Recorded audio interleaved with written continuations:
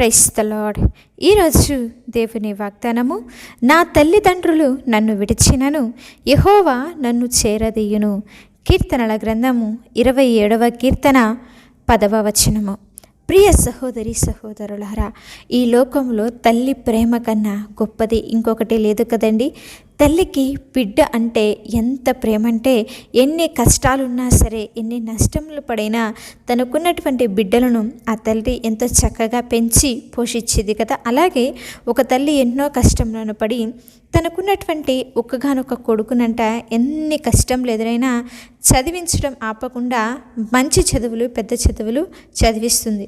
మరి ఈ యొక్క విధవరాలైనటువంటి తల్లి ఒకానొక రోజున కొడుకును చూడటానికని అనేక రకాలైనటువంటి తనకిష్టమైన వంటకాలు చేసుకొని తన కుమారుడు చదివే కాలేజీకి వెళ్ళింది. అయితే ఆ యొక్క కుమారుడు తన ఫ్రెండ్స్తో వస్తుండగా చూసి, మరి తల్లి మనసు కదండి, మరి కుమారుని చూసిన వెంటనే ఏం చేసిందంటే వెళ్ళి ఎంతో ఆప్యాయంగా పలకరించినప్పుడు అతడి యొక్క ఫ్రెండ్స్ అందరూ కూడా ఆమెను అలాగ చూసి ఆ కుమారుడిని అడిగితే, మరి ఆ కుమారుడు అంటాడు కదా, చి ఈవిడ నా తల్లి ఏంట్రా, మా ఇంట్లో పని చేసి పని మనిషి అని చెప్పి ఆమెకు ముఖము చూపించకుండా తప్పుకొని పక్క నుంచి వెళ్ళిపోతాడు.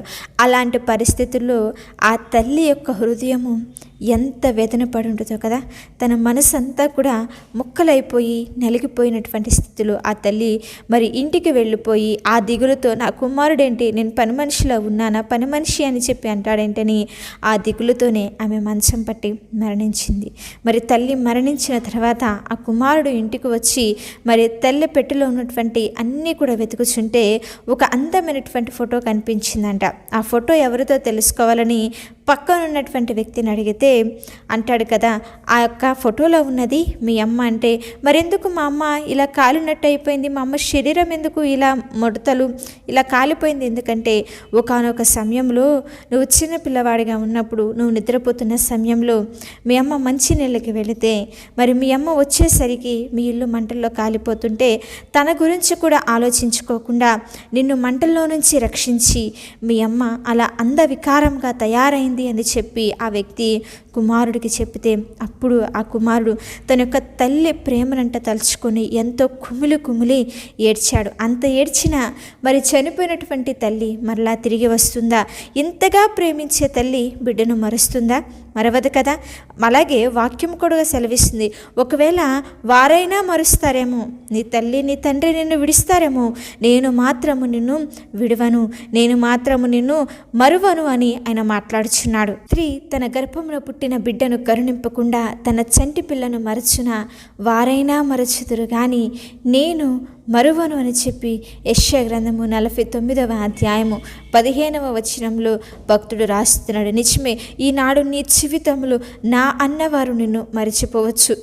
ఇంట్లోని వారు, లేకపోతే వీధిలోని వారు, బయట వారు, బంధువులు, నీ స్వజనులు, చివరకు నీ తల్లి తండ్రి నిన్ను విడిచిన, లేకపోతే నీ కుమారులు నిన్ను విడిచిపెట్టినా సరే, మనుషులు మరచిపోయిన వాగ్దానములు చేసినటువంటి గొప్ప దేవుడు మరున్నటువంటి వ్యక్తులు దేవుని యొక్క లేఖన భాగంలో ఎందరో ఉన్నారండి.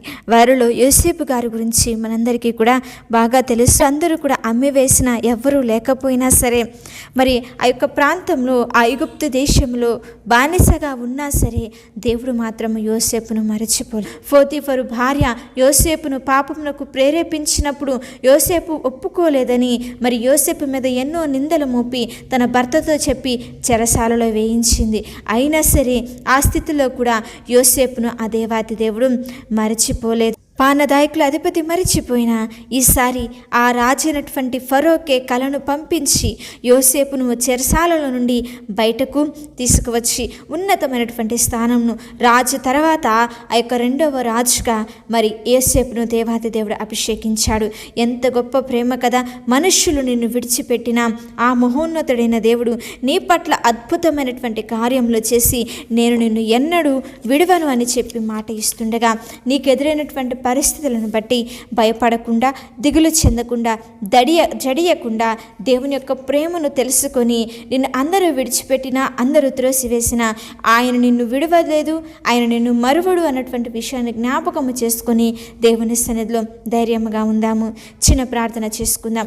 మమ్మల్ని మిక్కిలిగా ప్రేమించిన మా ప్రియ పరలోకపు తండ్రి, శ్రేష్టమైన ఘనమైన కృప కలిగిన నామమునకై మీకు స్తోత్రములు చెల్లించుచున్నాం. అవును దేవా, తల్లి తండ్రి మరిచిన నేను నిన్ను మరువను విడువను అని మాట ఇస్తున్న దేవా, ఈ లోకంలో మా స్వజనులు, మా రక్త సంబంధికులు, మా బంధువులు, ఇంటిలోని వారు, బయట వారు అందరూ కూడా మరిచిపోయినా మమ్మల్ని మడువక, మమ్మల్ని విడవక మా చెయ్యి పట్టుకొని నడిపించుచున్న విధానమునకై నీకే స్తోత్రములు చెల్లించుచున్నాం.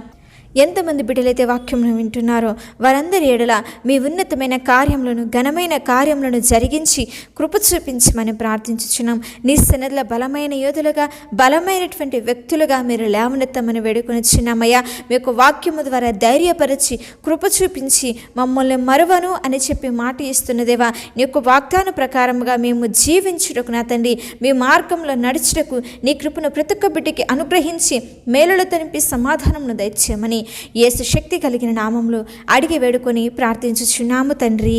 ఆమేన్. అలాగే మీ యొక్క ప్రార్థన అవసరతలను మాకు తెలియచేసిన యెడల మేమందరము కూడా మీ గురించి ప్రార్థిస్తాము. దేవుని ఉన్నతమైన కృప మీకు, మీ కుటుంబాలకు తోడయుండి నడిపించునుగాక.